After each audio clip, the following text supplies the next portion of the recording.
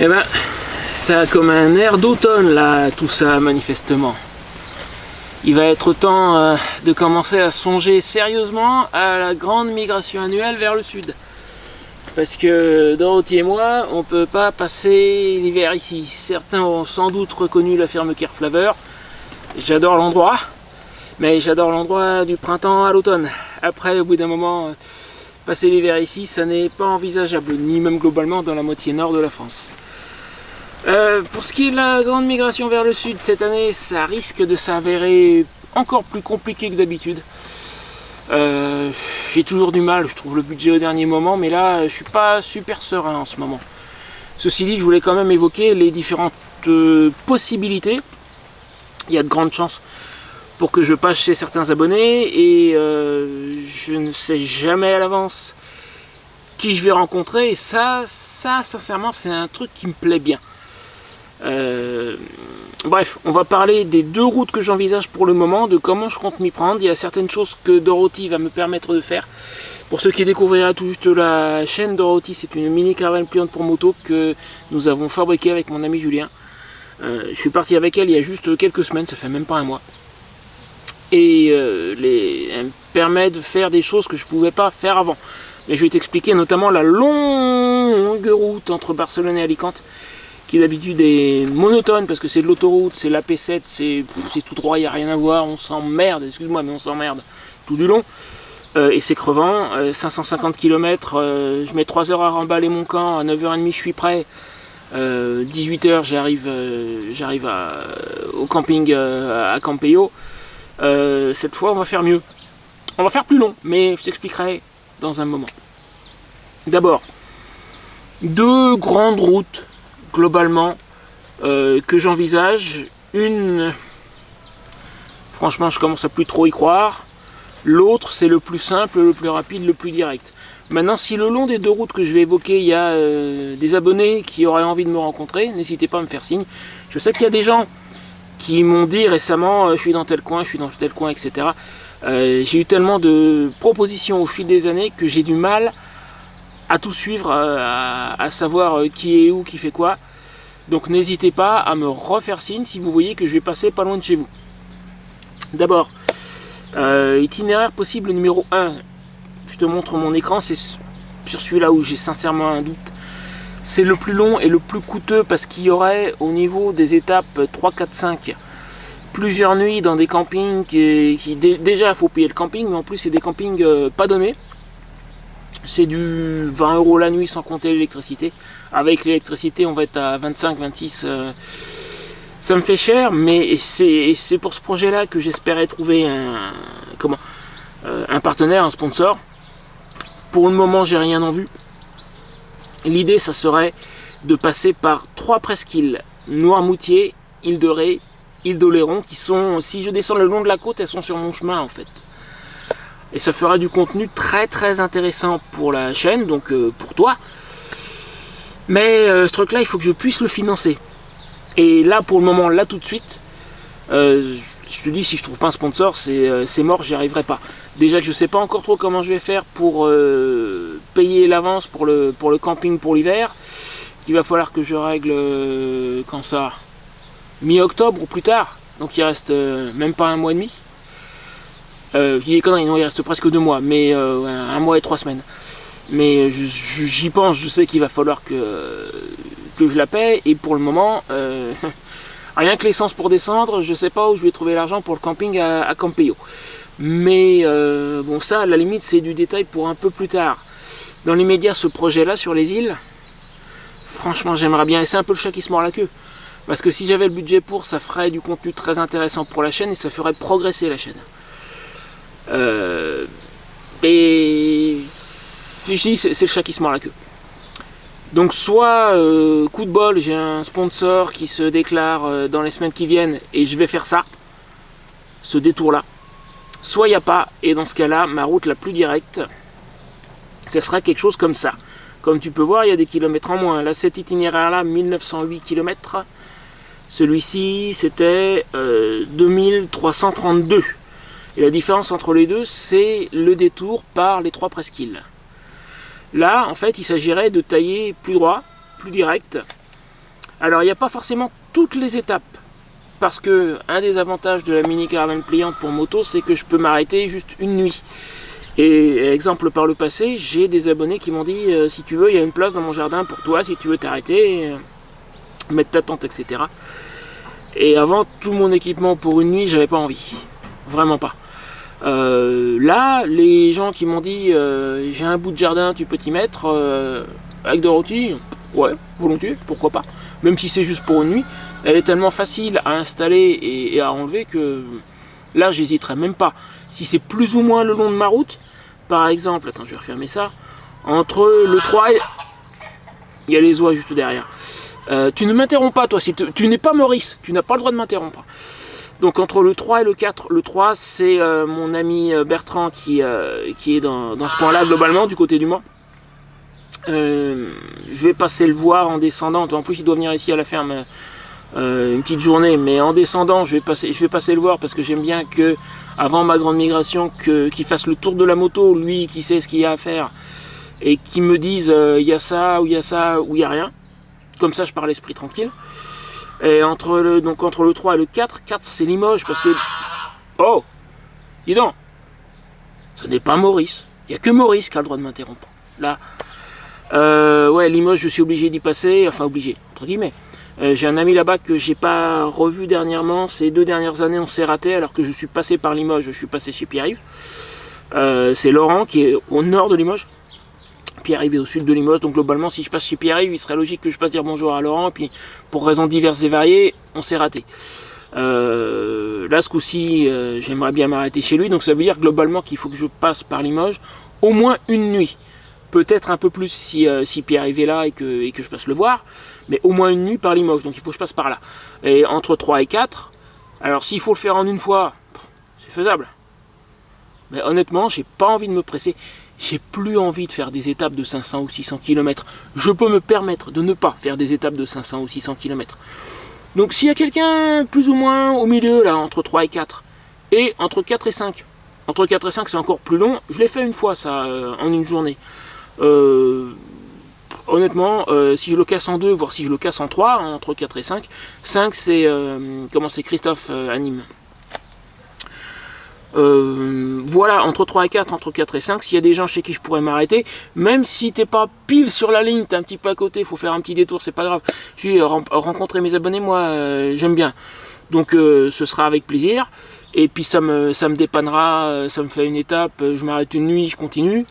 Et là, dans cette optique-là, dans cette supposition-là, j'ai pas de camping à payer. Et c'est que comme ça que pour le moment, je peux envisager le truc.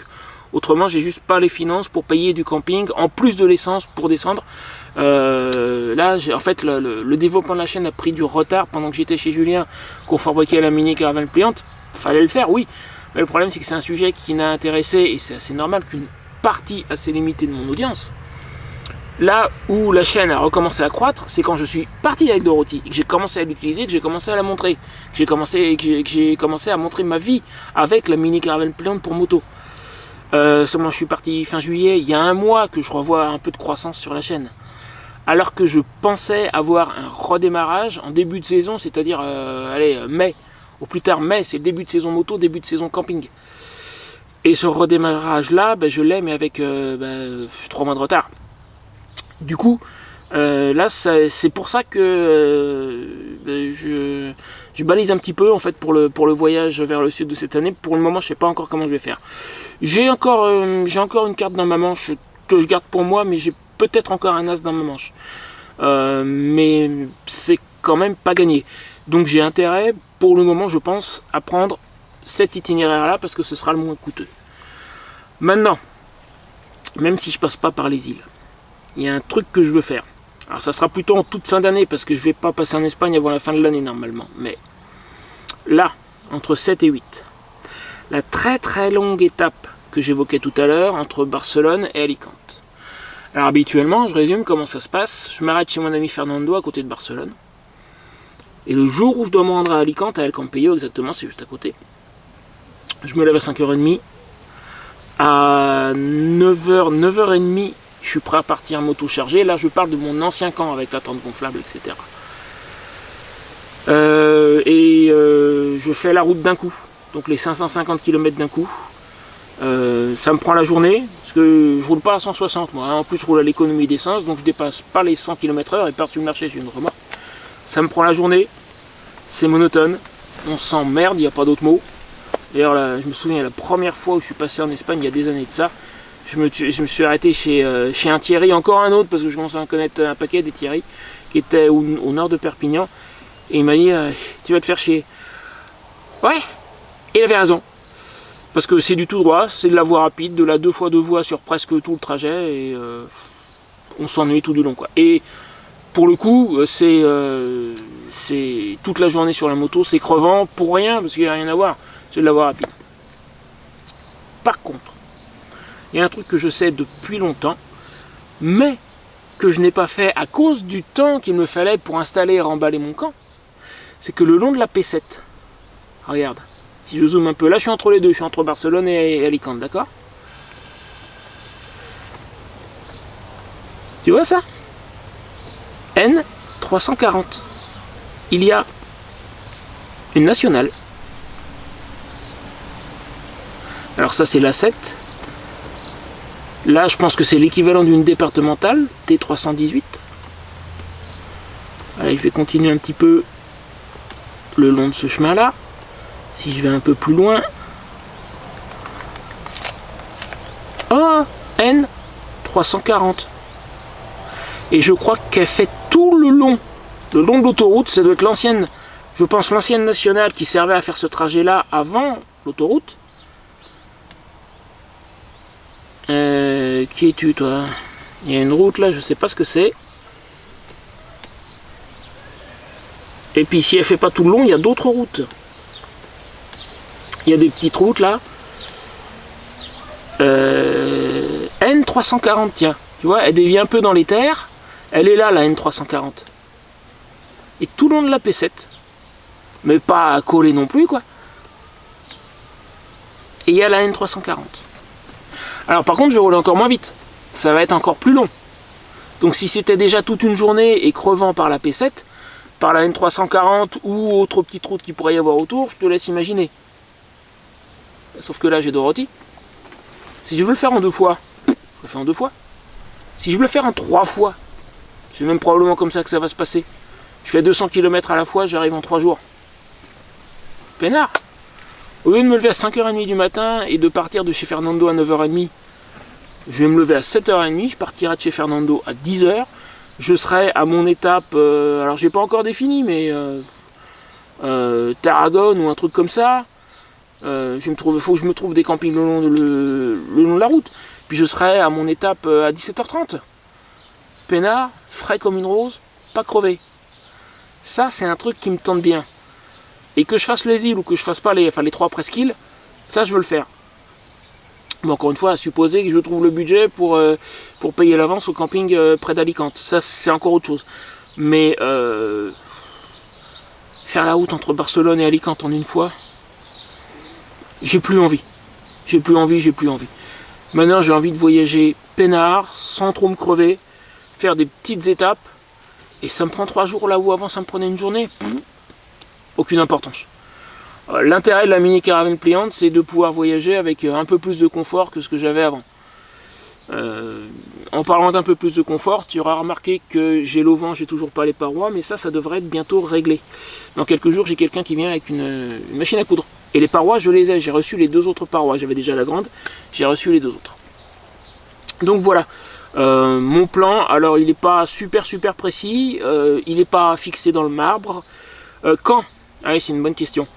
Je pense partir d'ici après la rencontre abonnée. Je te rappelle que on t'attend ici si tu as envie de venir me rencontrer, mais pas que moi, rencontrer les autres abonnés qui vont venir. Se faire un petit barbecue. Il faut que je pense à redemander aux propriétaires de la ferme s'ils ont bien récupéré le barbecue comme l'année dernière. Aller visiter un petit truc dans la région, je sais pas encore quoi, on verra. Je te mets un lien dans la description de la vidéo pour t'inscrire si tu veux venir. En ce qui me concerne moi, l'inscription à la rencontre est gratuite. Quand tu arriveras, je te demanderai juste 10 € en liquide, c'est pour aller acheter à manger pour le dîner, pour le barbecue du samedi soir. Tout simplement, c'est tout ce que je te demanderai. Par contre, ceux qui sont inscrits, n'oubliez pas, que le fait de vous inscrire à mon événement, ça ne vous garantit pas une place de camping. Après, de la place, il y en a, il n'y a pas énormément de monde. Mais à tout hasard, appelez-les, réservez. Place de camping, cabane, il y a 2 petites cabanes où ils ont là-bas des chambres pour les groupes respectivement 4 et 5 places. Me demandez pas à moi, je ne sais pas ce qui est libre ou ce qui n'est pas libre sur la durée de la rencontre. Ceux qui ne peuvent pas venir pendant la rencontre, mais qui auraient envie de venir en marge, soit avant, soit après, vous gênez pas si vous avez envie de passer. Regardez aussi le lien pour s'inscrire à la rencontre. Même si vous ne vous inscrivez pas, il y a l'adresse de la ferme. Comme ça, vous saurez où me trouver jusque normalement, je pense, jusqu'au 10 septembre.